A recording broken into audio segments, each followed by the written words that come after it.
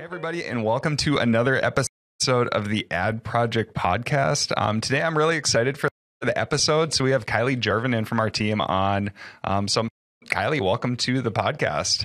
Yeah, thanks, Joe. Thanks for having me. Very excited to be on the podcast. It's been fun to watch it grow over the past about year and a half. So excited to join in and tune in with everyone. So just a little bit of a background on me and how I found my way to Ad Advance. So most of my experience has been within e-commerce. So my time prior to Ad Advance, I was at kind of a well-known women's fashion retail company. They're headquartered here locally in Duluth with us. And really what I did there is helped manage the navigation of the site. So why shoppers buy what they buy, and then how do they find it? So a lot of what I did was placements of ASINs on the website and then analyzing how that performed. So it kind of ties with what we do here on the PPC side. But yeah, I have been with Ad Advance for 2 years will be coming up sooner than we know. So it's been a lot of fun, and yeah, just happy to be here. Yeah. So today I wanted to have Kylie on the podcast since Kylie's worked with a number of our clients, and we get at the question quite a bit. How do we best work with different service providers, like say an ad management company? So if you're a seller, what's like key ways to set yourself up for success overall? And so we've had a lot of learnings as we've gone.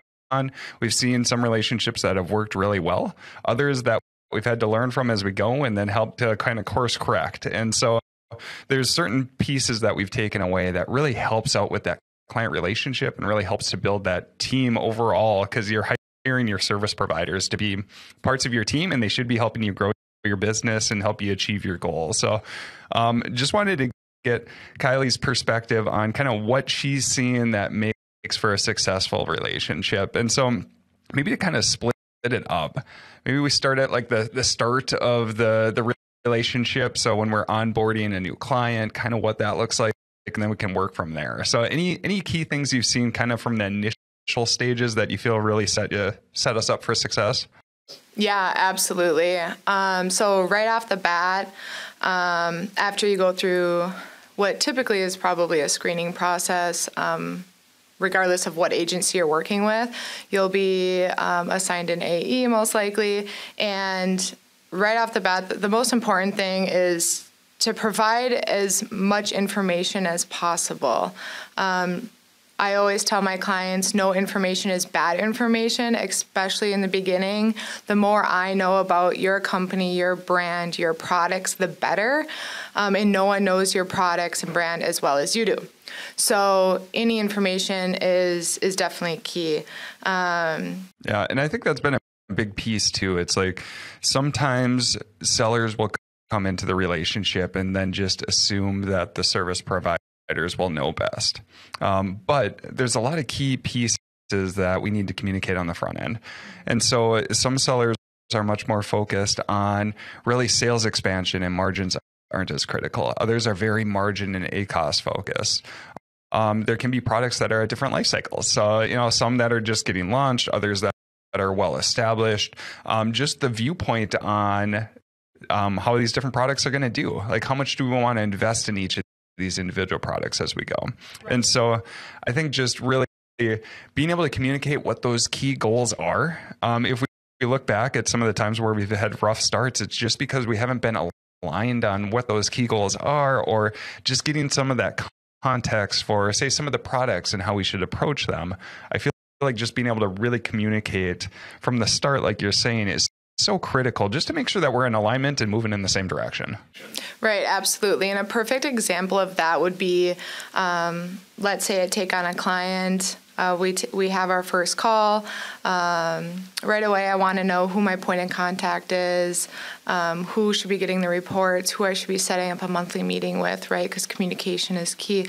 But I also want to know in the weeds of the product. So let's say 3 products, maybe they each have different ACOS goals, or maybe they have different goals overall, product launch versus a mature product. We're going to be handling those differently, and I might not know within the first couple of weeks exactly where each of those products are. So that's the type of information that I think is critical within the first few months, right? And then from there, it kind of transitions to other information that's really valuable. Yeah. So I think another key piece like you hit on is just from like the product standpoint too. So as a seller, like, and I started as a seller too, developing your products. Like if you work with an agency, you're still going to be the most knowledgeable on your products. You developed it from the start. You really reviewed competition and everything too. However, you should really count on, say, your agency to be looking at what the competition is and really bring in a fresh perspective. Because there's a lot of nuances in how we set up these keywords or the product targets or the strategies in general that, once we have that context on major keywords or major competitors or different pieces, the more information that you can give from the start, it's just going to help. And so a lot of people will ask, like, well, do you do the keyword research or do I do the keyword research? And really the best case is we're both doing it together. You're going to provide a very detailed, good perspective on the product itself. We should be providing this nice outside perspective, looking at the product. And sometimes it's actually better to not be as familiar with it because you look at it more like the customer looks at it. Mm-hmm. And then being able to combine those two approaches together to really put together solid target base, meaning keywords and products, and really a solid strategy overall. Absolutely. Yeah. Even identifying which brands you believe are direct competitors, super helpful. Like I mentioned, maybe the first week, I'm not sure who your direct competitor is. That's something that I'm researching and doing. Maybe I'm identifying different competitors than what you believe are your competitors. So it's really cross-analyzing both of our information and seeing what overlaps and going from there too. So what do you feel like, so the initial periods when we're signing on a new client and the seller has hired us, there's a huge amount of trust that needs to be built. Like we're spending your money and managing a big piece of your business. And so we're always really focused on establishing that trust overall. But are there any ways that you've seen that really helps build that trust? Because they're taking a leap of faith with us. And so we need to establish that trust very early on as we go. Oh, yeah. And it's key. And I think the key word that you keep saying over is build. Trust isn't just given. You really have to build that. So although we may know that we're the experts, we have to make sure that they feel and trust that we are the experts. So the 3 things that really stand out to me to build trust is being open, being honest, and being transparent. And the thing is that's a 2-way street. That goes for us, that goes for them. And being open about strategies, maybe trying some new things that you haven't tried before, being open to our suggestions, being honest about company goals and objectives, being open and honest about inventory levels, product launches, and then just being transparent. And that can mean many different things. Being transparent about how you feel, how things are going, and being transparent about if there's any disconnects, right? Because we don't want any disconnects. It's really hard to build that foundation of trust if there's any disconnects, right? So I always try to tell my clients, if there's ever anything, just make sure you're bringing it up, good, bad, pretty, ugly. I want to hear it all. And I think one example that comes to mind as I'm talking that really ties in all 3 of these is I once had a client who we had a great partnership, and we worked together for roughly a year. And he came to me with, "Hey, Kylie, I want to lower my ACOS." And in the back of my mind, I'm thinking, okay, we're already beating your ACOS goal and your tacos goal. Sure. So I felt like there was this kind of disconnect, like maybe he wasn't being completely open. So I went in and was trying to be fully transparent that, is there something more behind this ask? Because at the end of the day, your goal is my goal. Sure. And if I don't know your goal, I don't know which way I'm marching. Anyways, I was able to twist his arm into that he was actually wanting to lower his ACOS because he thought that that would make his brand seem a little bit more appealing. He was looking to sell his brand. Okay. And hearing that, I have 100 different light bulbs going off, 100 different strategies that I know we should be doing instead, right? And I guess just always be transparent with whoever you're working with, because I guarantee you there's so many things that they could do to help you get to that goal. And for this client in particular, he felt a little guilty for wanting to sell his brand because at the end of the day, he knew that him and I wouldn't be working together. So he felt almost a little bad for me, but that's not the case. He shouldn't be thinking that way. And by the end of our conversation, by being open, honest, and transparent, we were able to come up with a list of strategies to really pivot his account to look more appealing and to really show off the strongest assets within his brand. So that's just one example that comes to mind. Yeah, it's really that context behind some of these asks and asking those other questions too. And like you can tell, I mean, we have a very open culture here. And so we don't like to spend time just trying to analyze what people truly mean. Like we would much rather have people just bring it out in the open. Like if there are issues, let's talk about it. Let's address it now. And so I think that's so critical too, that if you're hiring on an agency and you have concerns, you should feel comfortable bringing them up. And if you don't, I would really try to get yourself to still bring them up. And if they're taken well, like that's a good sign that you're working with the right people. If it's not taken well, if they're not accepting feedback, like that's a tough spot to be in. Because if you can't openly communicate with the people that you're hiring to be a member of your team, I feel like that's where a lot of these pieces really break down. And so, if you're getting defensive responses or something else like that, like that's a tough spot to be in. And so we really love just getting the full perspective. Like, give us the context, give us what you're really happy about, give us what you're not happy about. And then we can really use that information to help tune what we're doing to make sure we're fully aligned. It always seems like a key part of the battle from the start is just making sure that we have a full understanding and we are going in that exact right direction. Like the context that you just brought up, being able to sell. Yep. If we knew that earlier, like there's a lot of different pieces we could implement to help that strategy, and just digging into that extra context, I feel like really helps provide us make sure that we're meeting their goals. Right. Absolutely. Yeah. And it's funny because I feel like that's happened a few times where a client has felt guilty about wanting to sell their brand. And to me, I think that's such an accomplishment. Sure.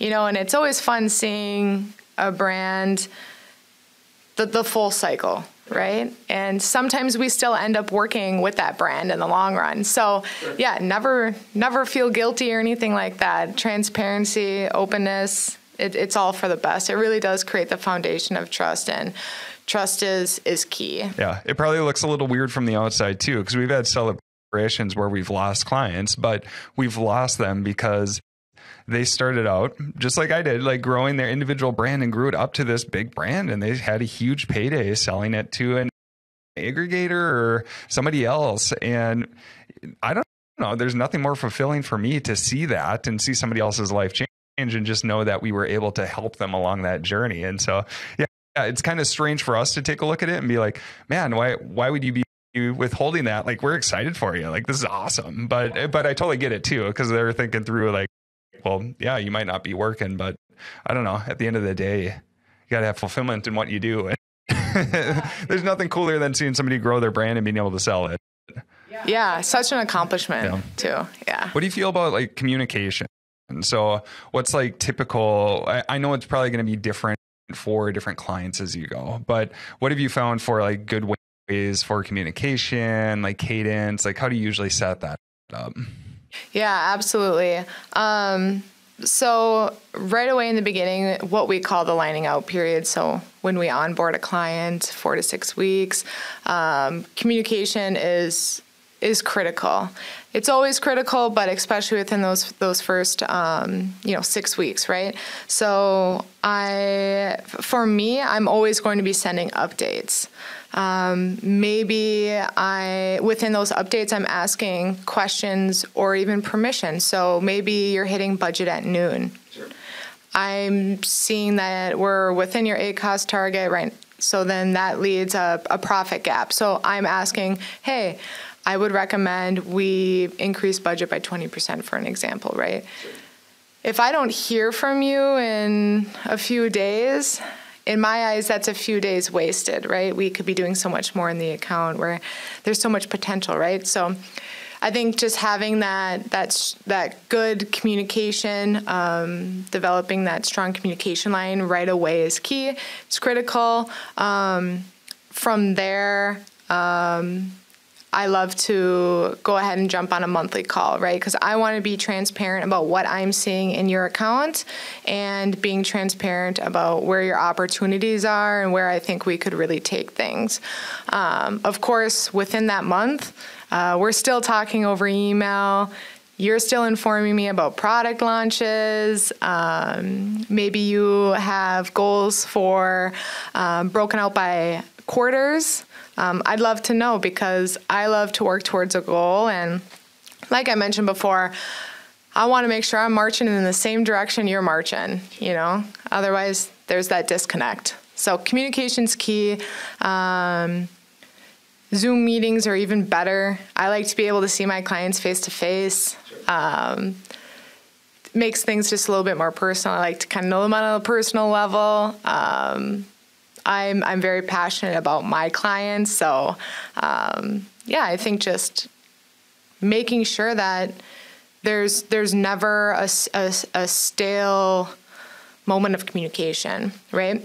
My goal isn't to flood your inbox by any means, but I want to let you know where things are going and what's going on within your account. So, yeah. Another piece I think is really critical from the start too is setting initial expectations and also really defining ownership.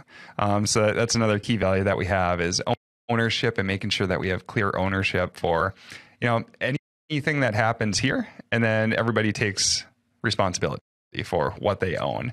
And so as you're going through and talking through like what's within scope, or what are you going to be doing, or when are you going to be reaching out to the client for permissions, like for instance, like daily budget. That's a piece where you'll set the initial daily budget and then say, hey, if I see an opportunity, I'll come back to you, but that's where I need your confirmation. And how do you set those initial expectations and that ownership up front, just so your clients are clear on exactly what you've got and then what you don't have? Yeah, absolutely. And that's a great point. So right away on the first call that we have, I walk you through your weekly report, what that will look like, give you a rundown of what each page means and what it will entail and when you can expect that. For us, it's Mondays. And then I go through on what I need from you to make sure that this is going to work in the long run. So just like Joe was saying, ACOS goals, setting up that monthly meeting. I cover items that, I cover items that we cover, right? So PPC, sponsored ads, DSP, all of that. I also will cover things that are outside of our scope too, just to kind of get that out in the open.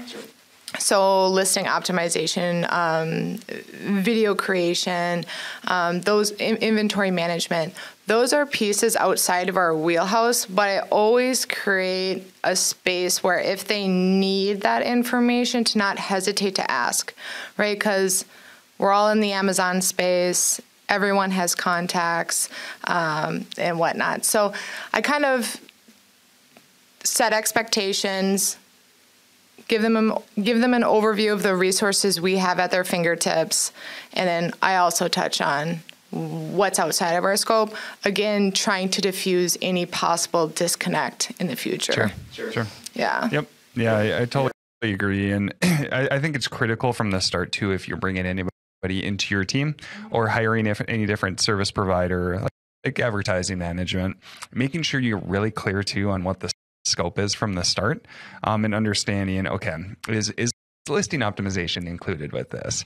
Are you going to be looking at my inventory? Like, if so, how are you going to be managing it? Like all these different pieces, making sure that you have really clear understanding on who's got what. Because if there's any gray areas, I mean, this is why we take ownership so critically, or we take it into account so much here, is that any gray areas, things can fall through the cracks. And so we need to make sure that we've got clear ownership. And then at that point, we know it's going to get done. And so I think that's a critical thing when setting up any relationship that you're working with, making sure that there is clear ownership. You've got scope well defined. Because if you don't, there's going to be misunderstandings. And you could have two people working on the same thing, or even worse, nobody working on the thing that they should be working on. So that's a key piece that we definitely have to take into account as we go. Any tough situations that you've run into, or any learnings that you've had to incorporate in as you've gone, any times where like a client relationship hasn't worked, and any key reasons that you can kind of pinpoint down to what that was? Yeah. I've had a couple where client relationships didn't work out, and both times were due to unrealistic expectations. And really in hindsight, right? Because everything you learn from everything. So for me, in my early days here at Advance, I just grew from that and realized, okay, I should have been more transparent, more open about what they could expect, right? Because everything really comes back to being open, honest, and transparent. So I think hindsight, if I would have told them, that's a great goal, but however, to get there, let's do X, Y, and Z. Because dropping ACOS from 40 to 20%, for example, not the smartest move, right? For multiple reasons. And if a client wants that within a month, well, sales are going to drop substantially. There's a lot of negativity that can come from doing that within a month. So I think it's all about coming up with a strategic timeline to help them reach those goals. So to me, I think unrealistic expectations tends to be the cause of many lost clients in this space. But I think there's ways to work around that, and that's just coming up with a strategic cadence. In any case, we've run into that.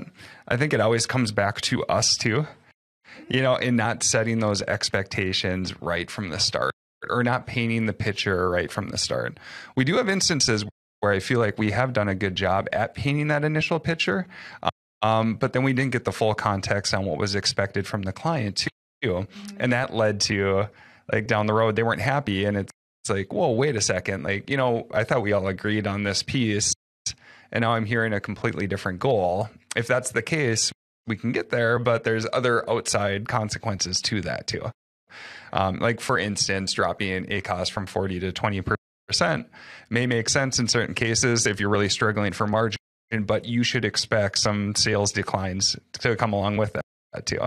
And I think that's a key piece why, when people are reaching out to us too, we had to turn away a lot of people. And the key reason is that if we're starting to feel these unreasonable expectations, meaning that with the constraints of advertising, it's going to be tough to say, cut your ACOS in half while expanding sales 4x.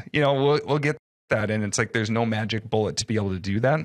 And so I think I totally agree. In every case that we've run into that, we probably didn't paint the expectations enough or dig in enough to the client to really understand what their true goals and expectations were. Mm-hmm. And so every time we've encountered that, it's a good learning case that, anytime we lose a client, we go through it and we talk through it together and figure out, what was the key reason? What can we learn from it? And that's really, this is why you talk about transparency and openness so much, because we've learned from these different times where, for whatever reason we didn't come on the same page and we weren't in alignment. And that tends to be where we have issues with client relationships. Oh, absolutely. Yeah, I agree on that.